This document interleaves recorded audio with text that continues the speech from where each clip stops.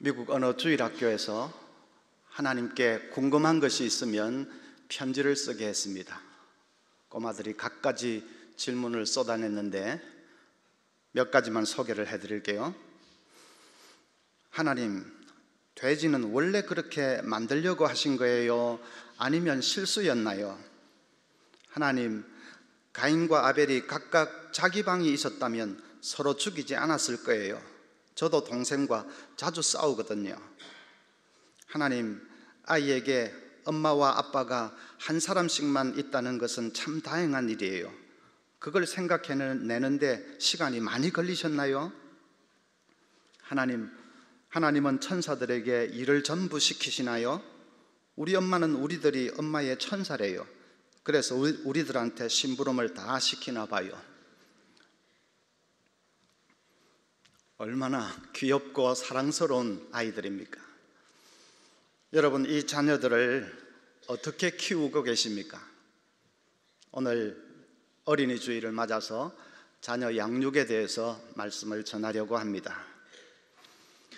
아까 읽은 말씀 보니까 그러나 너희는 택하신 족속이요 왕같은 제사장들이요 했습니다. 우리 그리스도인을 가리켜서 왕이요 또 제사장이라고 했습니다.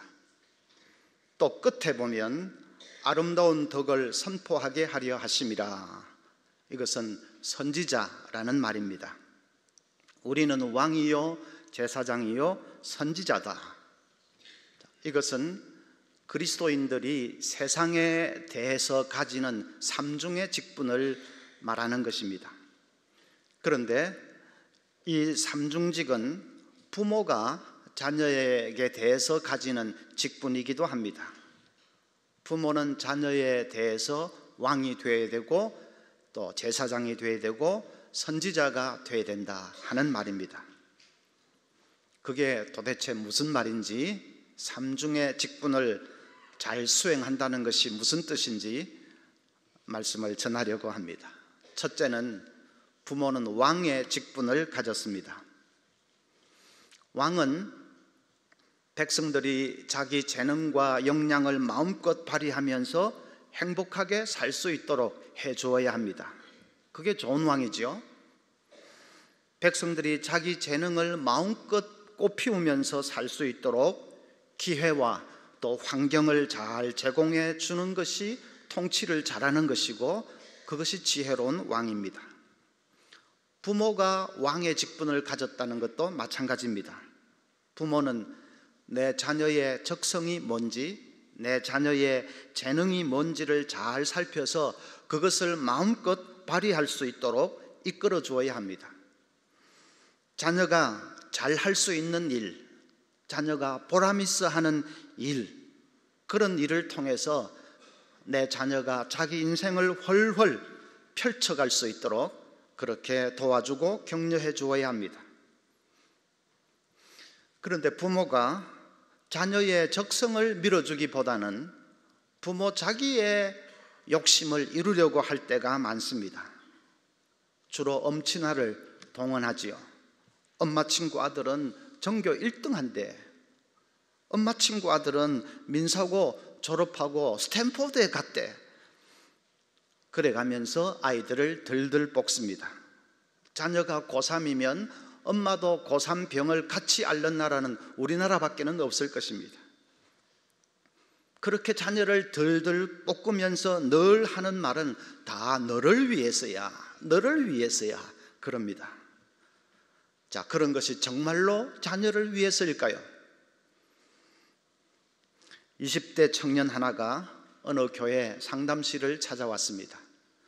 그 청년은 서울대 로스쿨을 다니다가 지금은 휴학한 상태입니다. 학교를 휴학하면서까지 고민하고 있는 이유는 엄마 때문입니다. 그 청년은 괜찮은 대학을 졸업하고 대기업에 취직을 했지만은 엄마의 바람은 오직 하나, 서울대학이었습니다. 아들이 서울대학 못 간 것을 두고 끊임없이 질책을 하는 것입니다.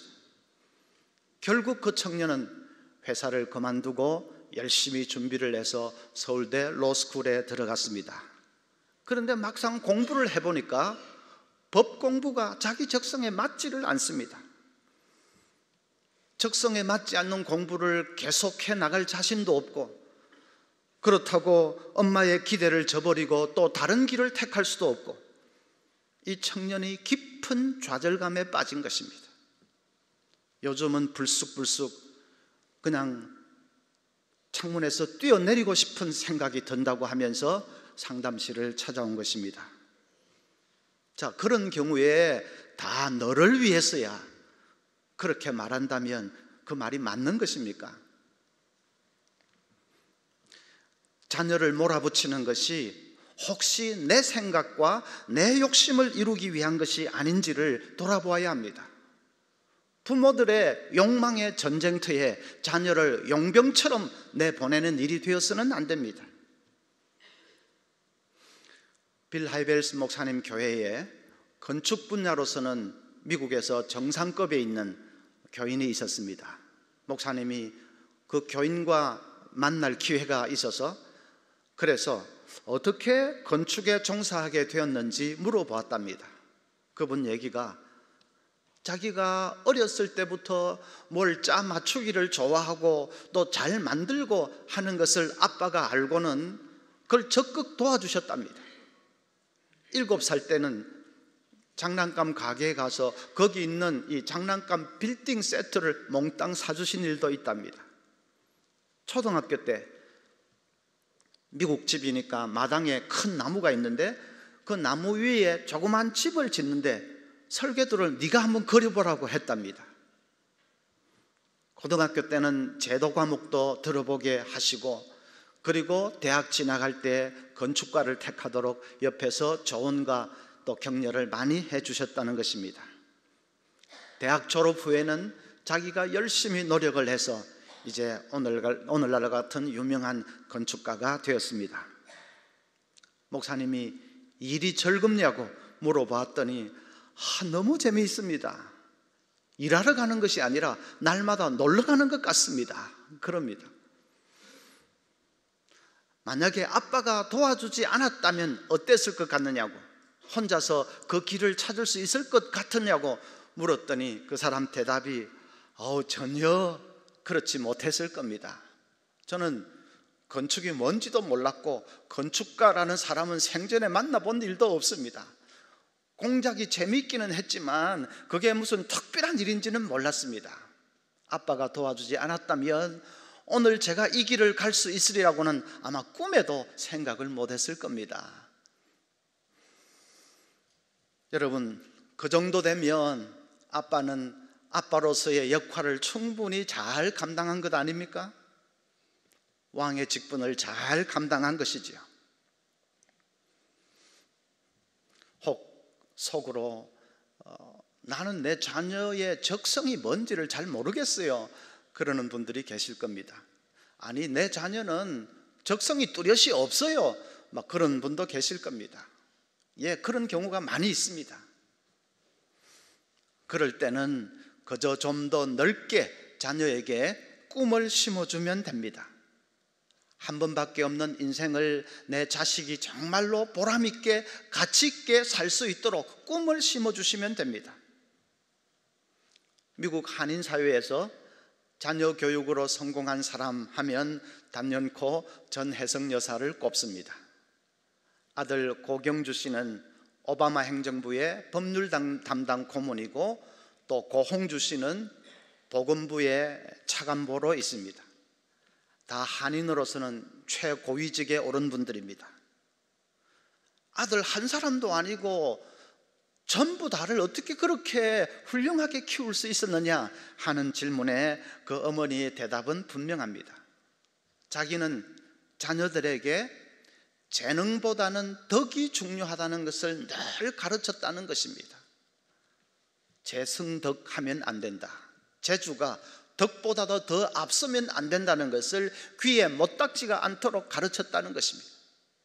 사람이 얼마나 위대한지는 그가 남에게 얼마나 도움을 주었느냐, 얼마나 덕을 잘 베풀었느냐에 달려있다 하는 것을 늘 강조하고 가르쳤다는 것입니다. 그러니까 자녀들의 안목이 넓어지고 시야가 넓어지더라고 합니다. 겨우 점수 몇 점 가지고 발발 떠는 자녀들이 아니라 세상을 넓게 보고 할 일을 찾더라는 것입니다. 목표가 분명해지니까 공부에 집중하게 되고, 그리고 비전이 분명하니까 아무리 공부를 해도 지치지를 않습니다. 그래서 미국 행정부의 책임 있는 위치에서 소수민족의 인권을 위해서, 복지를 위해서 크게 봉사하게 되었다는 것입니다. 여러분, 자녀들에게 꿈을 심어주고 정말로 보람있게 생을 살아갈 수 있도록 격려해 주어야 합니다. 그러기 위해서는 대화를 많이 해야 되겠죠. 내 자녀가 무엇을 재미있어 하는지, 가치 있어 하는지 대화를 좀 속 깊은 대화를 많이 해야 됩니다. 대화를 많이 해야 된다고 하니까 어떤 아빠가 실천해 보겠다고 아들을 불러 앉혀놓고는 한참을 멀뚱멀뚱 쳐다보다가, 야, 너 요즘 몇 등 하냐? 그건 다시 도루묵으로 돌아가는 것입니다. 자녀가 세상을 바로 볼 수 있도록 눈을 열어 주어야 합니다. 그리고 꿈을 꿀 수 있도록, 그 꿈을 마음껏 훨훨 펼쳐갈 수 있도록 밀어주고 격려해 주는 것이 부모가 왕의 직분을 잘 감당하는 것입니다. 둘째는 선지자의 직분입니다. 구약의 선지자는 백성들이 좌절하고 낙심할 때에 그 백성들을 격려하고 소망을 주는 사람이었습니다. 백성들의 죄를 지적하고 회개를 촉구할 때도 있었지만은, 또 백성들이 낙심할 때에 그들에게 희망의 메시지를 안겨주는 것이 선지자였습니다. 부모도 자녀에게 그럴 수 있어야 합니다. 자녀를 격려하고 소망을 주는 사람 될 수 있어야 합니다. 여러분, 자녀에게 사랑한다는 말을 얼마나 자주 하십니까? 늘 사랑의 고백을 하십시오. 말로만 말고 이 터치가 중요합니다. 그냥 자녀를 꼭 끌어안고 사랑한다 내 아들 고백하십시오. 학교에서 돌아오면, 아이고 우리 딸 보고 싶어서 혼났네, 사랑해.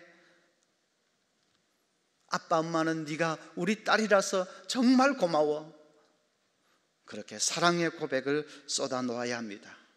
그러면 자녀들 속에 있는 이 감정의 그릇이 충만하게 채워지게 됩니다. 그리고 자존감이 한없이 높아지게 됩니다. 그것은 성장기에 있는 자녀들에게는 중요한 것입니다. 아무리 속에 있어도 표현하지 않으면 그건 사랑이 아니라고 할 수 있습니다. 표현해야 됩니다. 말로서 표현하고, 몸짓으로 표현하고, 편지를 쓰기도 하고, 문자를 보내기도 하고, 표현하셔야 됩니다. 어떤 엄마가 아들에게 문자를 보냈습니다. 엄마가 너를 아프게 한 것 미안해. 엄마를 용서해 줄래? 아들에게 답신이 왔습니다. 엄마, 또 뭔가에 필 받으셨군요. 저를 실습 대상으로 삼지 마세요. 크크 이래놨습니다. 말은 그러지만은 그 아들 속으로는 감동받습니다. 어떤 장성한 아들이 모처럼 아버지 생각이 나서 문자를 보냈습니다. 아버지 사랑합니다. 그랬더니 아버지가 당장에 전화를 걸어서, 야, 너 무슨 사고 쳤냐? 돈 필요하냐? 특히 자녀가 힘들어할 때에 격려의 말로 잘 붙들어 줄 수 있어야 합니다. 성장통을 앓고 있는 청소년 시절 얼마나 좌절할 일도 많고 낙심할 일도 많겠습니까? 어떤 책 제목은 1000번을 흔들려야 어른이 된다, 그런 제목도 있습니다. 정말로 얼마나 흔들릴 일이 많겠습니까? 그럴 때마다 부모가 옆에서 붙들어주고 격려할 수 있어야 됩니다. 괜찮아, 너는 최선을 다했잖아, 그러면 된 거야.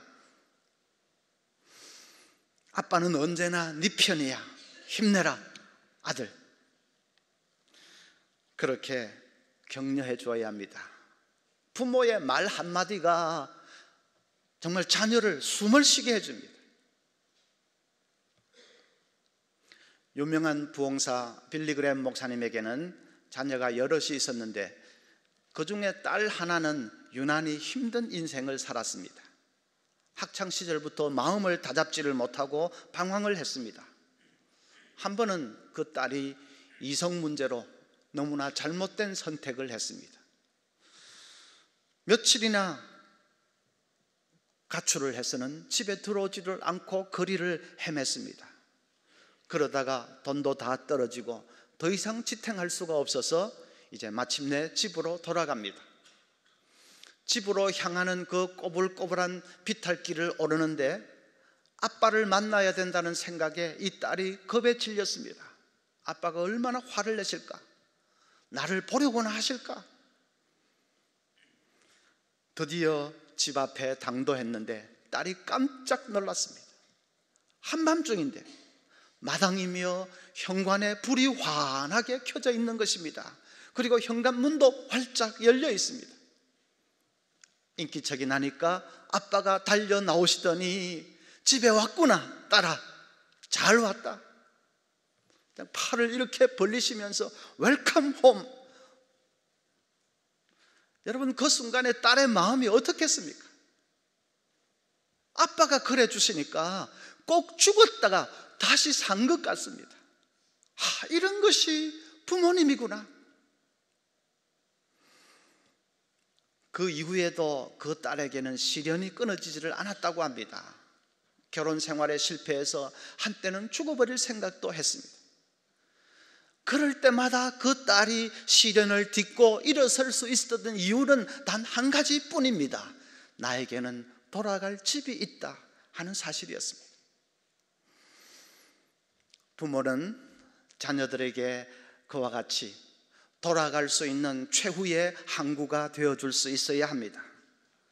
세상의 험한 전쟁터에서 쓰러지고 자빠질 일이 많을 것입니다. 흔들릴 일이 많습니다. 그럴 때마다 나에게는 돌아갈 집이 있다, 우리 집 문은 언제나 활짝 열려 있다 하는 것을 아는 자녀는 결코 절망하지 않습니다. 죽어버릴 생각하지 않습니다. 그것이 선지자 직분을 잘 감당하는 것입니다. 세 번째는 이제 제사장의 직분입니다. 구약의 제사장은 여러 가지 사역을 하지만은 그 중에 하나가 백성들을 축복하는 일이었습니다. 하나님은 우리에게 복 주시기를 기뻐하시는 분입니다. 그런데 그 복은 어떤 공동체의 리더를 통해서 전달됩니다. 하나님이 직접 하늘에서 복을 주노라 하시지 않고 공동체의 리더를 통해서 하나님의 복을 전달해 줍니다. 이스라엘 백성에게는 왕이나 제사장 같은 그 리더를 통해서 하나님의 복이 주어졌습니다. 오늘날 교회 공동체는 목사를 통해서 복이 전달됩니다. 예배 제일 마지막 시간, 축도하는 시간이 하나님의 복을 선포하고 전달하는 그런 순서지요. 그러면 가정의 자녀들에게는 어떻게 복이 주어집니까? 가정의 리더인 아버지를 통해서, 아버지가 믿지 않는 불신자라면 어머니를 통해서, 부모를 통해서 복이 주어지는 것입니다. 그래서 부모는 자녀를 축복할 수 있어야 합니다. 축복은 기도하고는 다릅니다. 기도는 하나님께 올려드리는 것이니까 자녀가 있든지 없든지 그냥 하나님께 기도하면 됩니다. 그러나 축복은 하나님의 복을 자녀에게 전달하는 것이기 때문에 반드시 자녀를 앞에 앉혀두고 그 머리에 손을 얹고 안수하면서 축복하는 것입니다. 말을 길게 할 필요도 없습니다. 기도가 아니기 때문에 간결하게 주로 성경 말씀을 근거로 해서 축복하면 됩니다. 제가 딸에게 축복한다면 이렇게 할 수 있겠죠. 하나님께서 아름이에게 지혜와 총명으로 충만케 하시고 사랑의 풍성함과 믿음의 담대함을 주셔서 세상을 비추는 빛으로 살기를 축복합니다. 축복하노라가 조금 이상하면 축복합니다. 그렇게 하면 됩니다. 아이가 어릴 때는 매일 축복하면 좋습니다. 좀 장성해지면 서로 시간이 잘 맞지 않을 때가 많으니까 좀 특별한 날에 축복하면 됩니다. 한 주간을 시작하는 월요일 아침이라든지, 아니면 아이 생일날이라든지, 아니면 새해 아침, 그렇게 특별한 때, 아니면 방학을 마치고 이제 학교로 갈 때, 그럴 때 축복하면 됩니다. 축복하는 것이 무슨 효과가 있느냐? 물론 효과가 있습니다. 어떤 사람이 대중가요를 연구하다가 재미있는 현상을 하나 발견을 했습니다.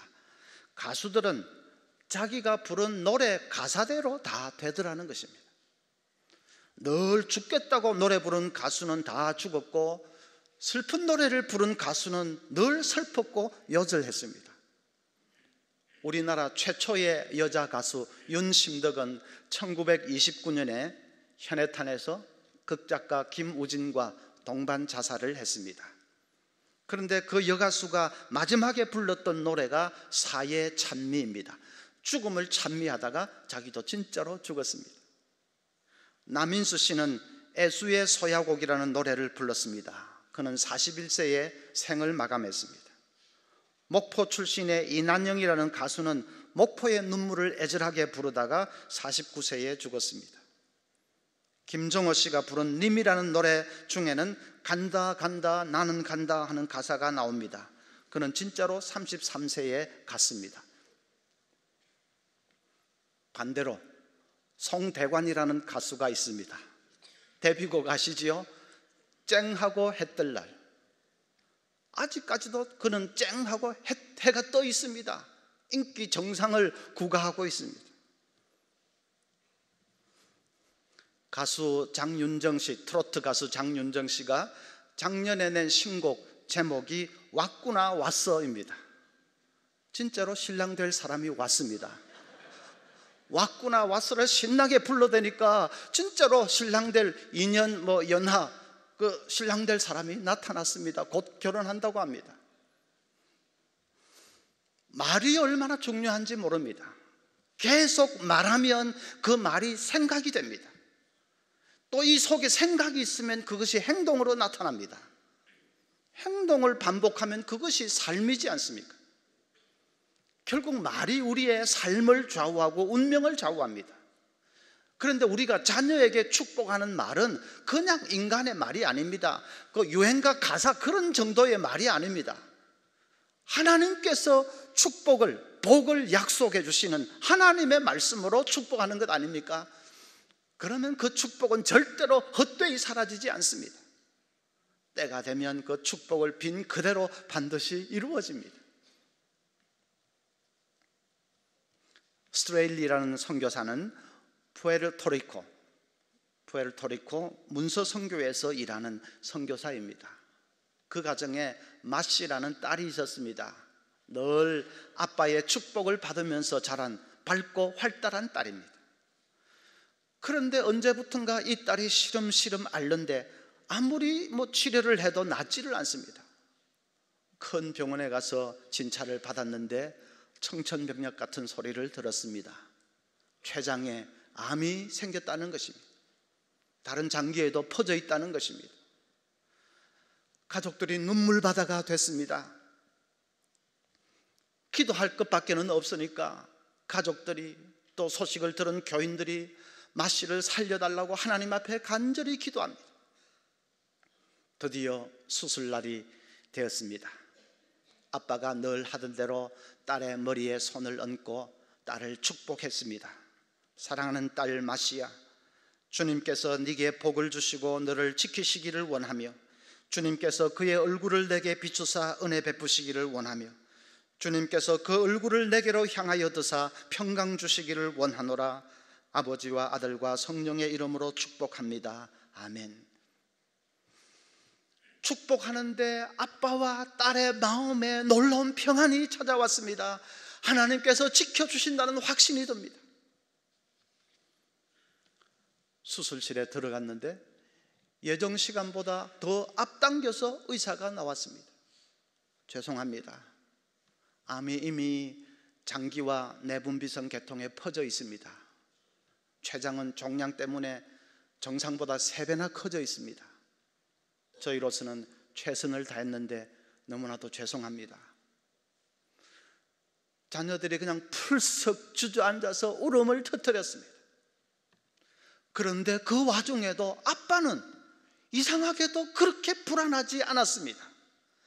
그 순간에 하나님의 음성이 들려왔습니다.